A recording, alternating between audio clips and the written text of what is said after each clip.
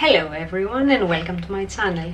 My name is Mary and here we talk all things houseplants with a bit more emphasis in hoyas.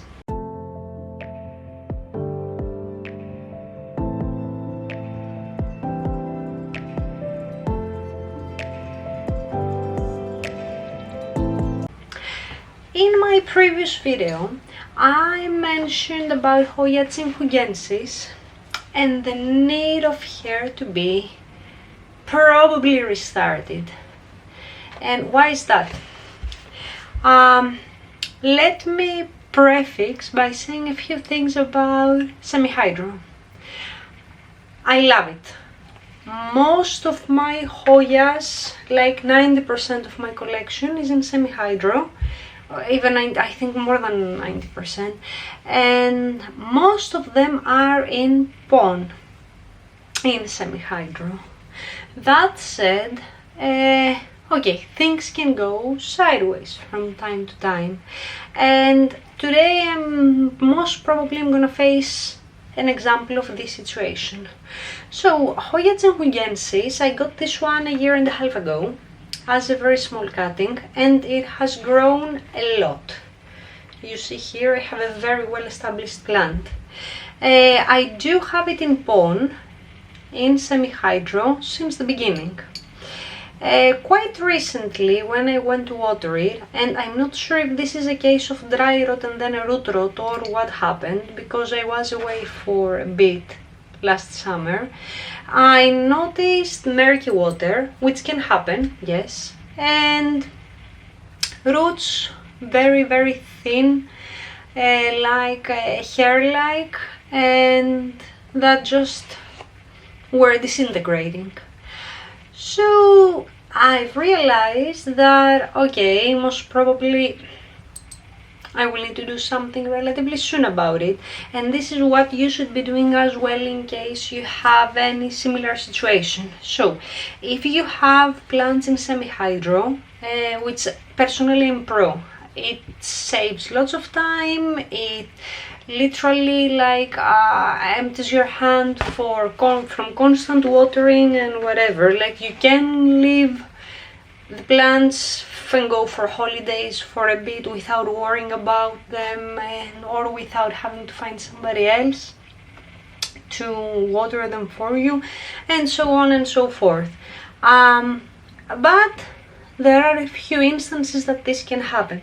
So I'm pretty sure I know what I'm gonna face when we unpot this Hoya.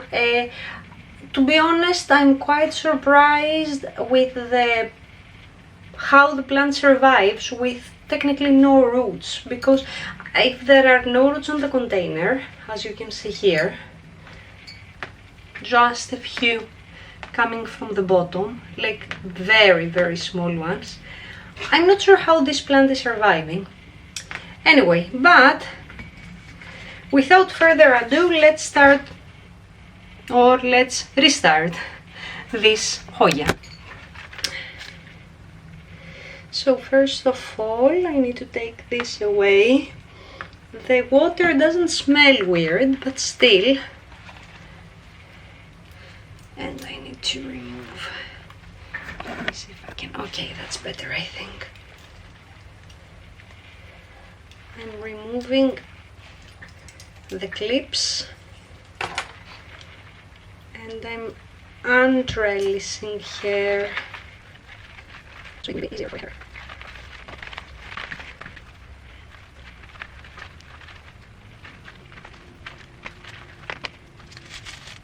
Ooh, that's nasty.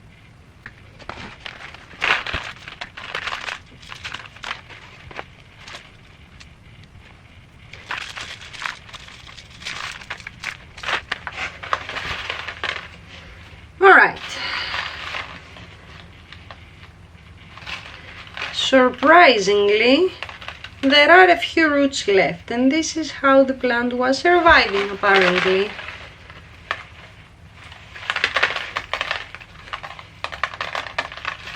I do have some root rot, serious one. By the way, this is already disinfected, but let me do it one more time. Okay, let me start removing some of the rotten.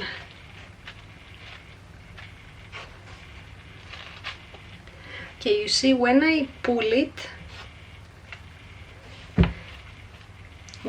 the roots, they start coming out. So this, with a very, let me have this as a direct camera, with a very fine like hair, these are rotten, so they need to go.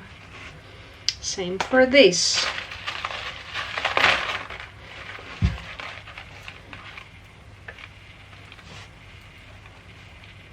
See, when you pull and they come out, no good.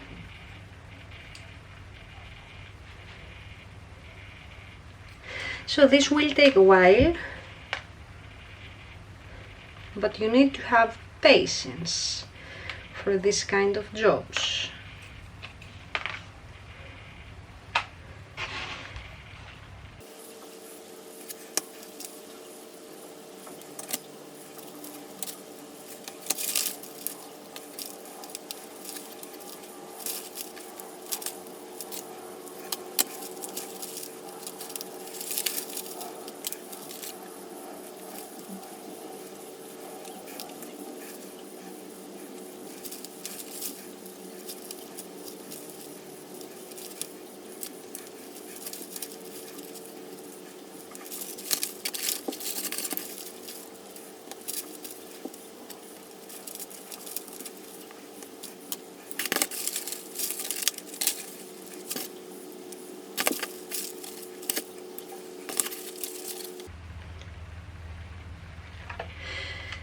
Alright, after cleaning up as much as we could, this is what I'm left with. There are a few dead roots here in this spawn, like I say, a few leaves as well, so I am not gonna use this. Every time I do a repot, I always use fresh spawn, and when I say fresh, I mean a spawn that could be reused previously, but has been boiled and disinfected, so there are no roots, there are no root mealies, there is nothing inside. So pure clean. I'm keeping this, and since I am going to not exactly restart, but cut quite a big part of the plant, that's why I'm most probably gonna keep the same container, the same everything, like again in pond, in this pot, because you see it doesn't really need anything bigger. And yeah, so before we repot the main plant, what I'm going to do is I'm gonna take some cuttings and I'm going to restart this. How you do this? It's quite easy actually. Let me see which one I want to start with. Okay, I'm gonna take some of the longer vines. I'm gonna cut, at least cut first. Okay, let me start with this one. You see, this is quite long. I'm gonna cut here. And you see there is sap coming out. That means this is a healthy stem, at least here on this part it's quite healthy. So what I have done is, let me put this a little bit away. What I have done is, because okay, chinghungensis is quite tiny, very small, I have prepared this.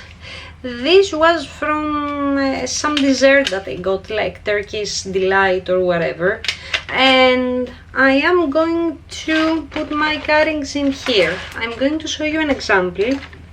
Okay, apparently this is a huge cutting, I don't need all this stem. And then usually you want, like, you can do single node. I prefer to do 2 nodes each time, because I don't know, I feel more confident with 2 node cuttings.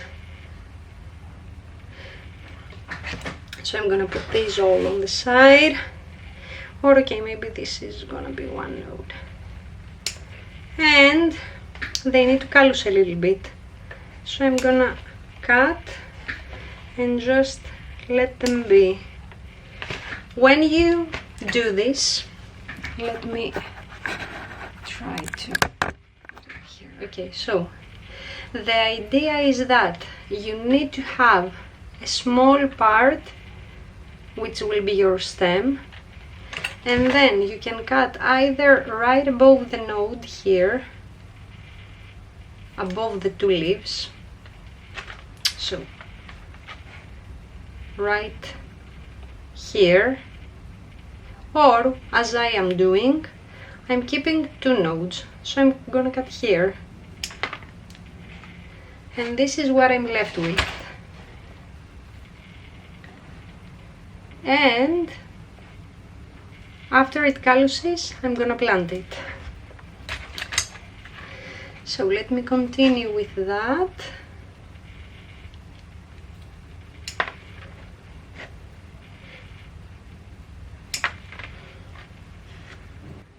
Okay guys, this is the plant I'm left with.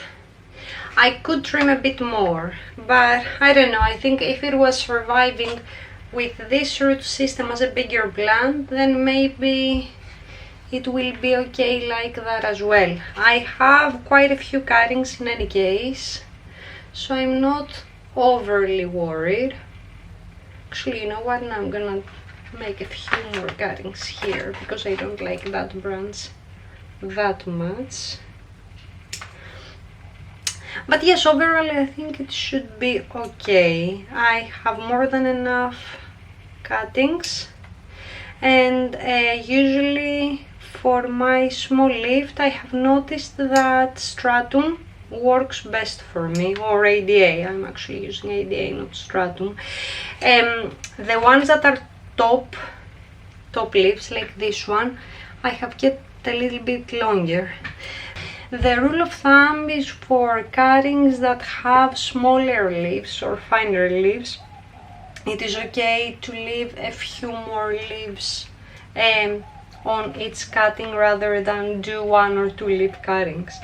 I think that from what I've seen, they do grow and they do root a little bit easier or better.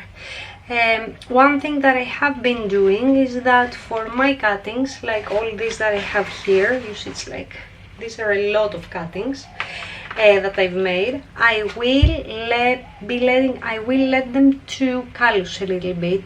Then I will be putting them in some rooting hormone, and then I will move them to my potting medium, which in this case, in order for them to root, because they're quite small, I'm using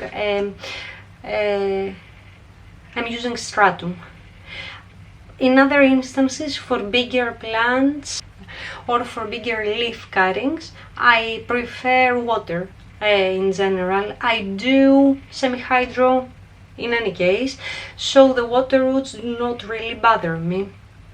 So I'm gonna plant back again this one. I'll show you the final outcome and then we will deal with the cuttings. I believe like half an hour is enough for them to callus a little bit.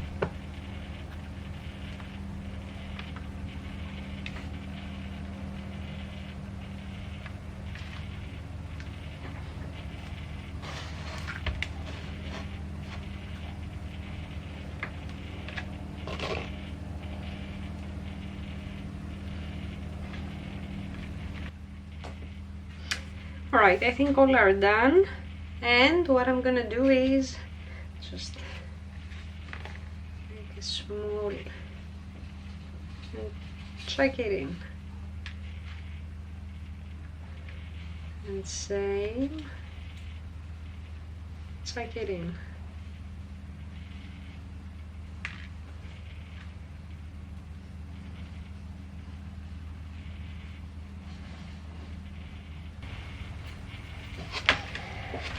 Okay, first batch is done and I still have quite a few cuttings left, so I'm going to find another container for those.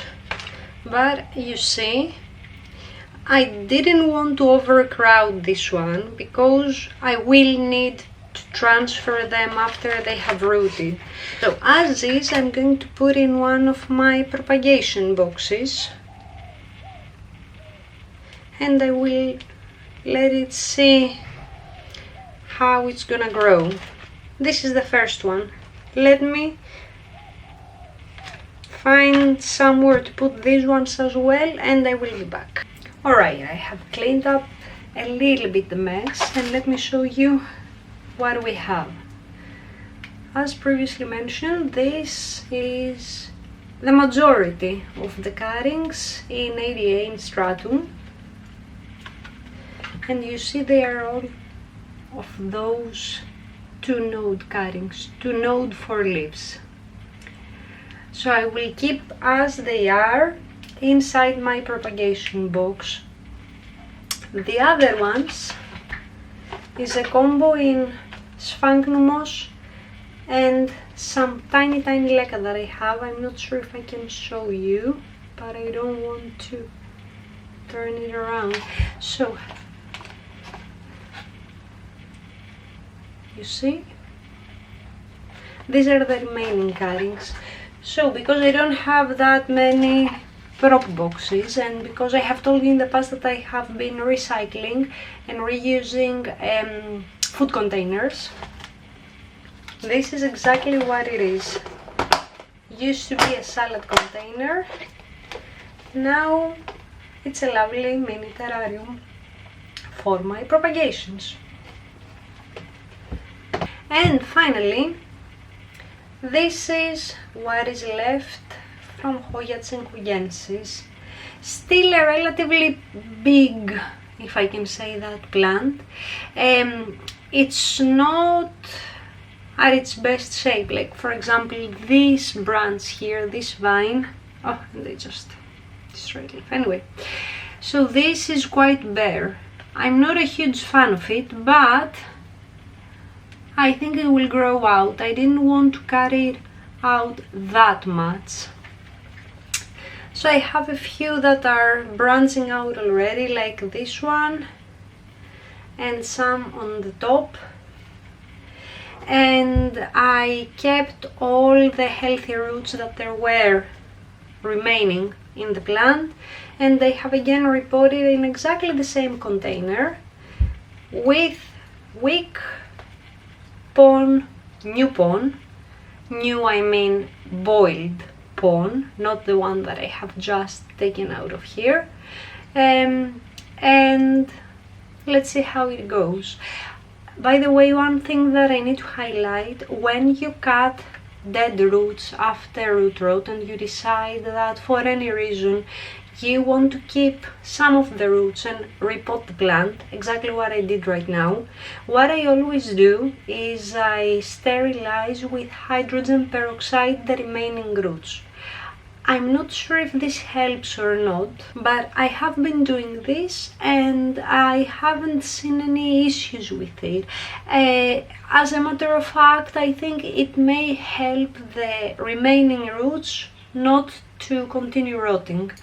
That said, I don't know, it may or may not help. For very sensitive plants, I think that it may even destroy the roots. I did have an issue like that, but in Principia, and since I have taken cuttings like now that I have more than enough, this is what I normally do. Even if I do lose the plant, I will not be devastated. I have more than enough cuttings to produce, I don't know, like 50 more plants if everything takes.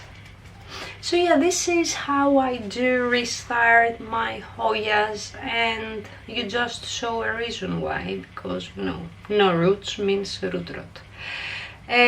This is one of the things that I do appreciate in semi-hydro, to be honest. You can spot root rot easily. Anyway, that's it for now. Thank you all for watching. If you did like what you saw, please like and subscribe, and I will see you next time. Bye bye.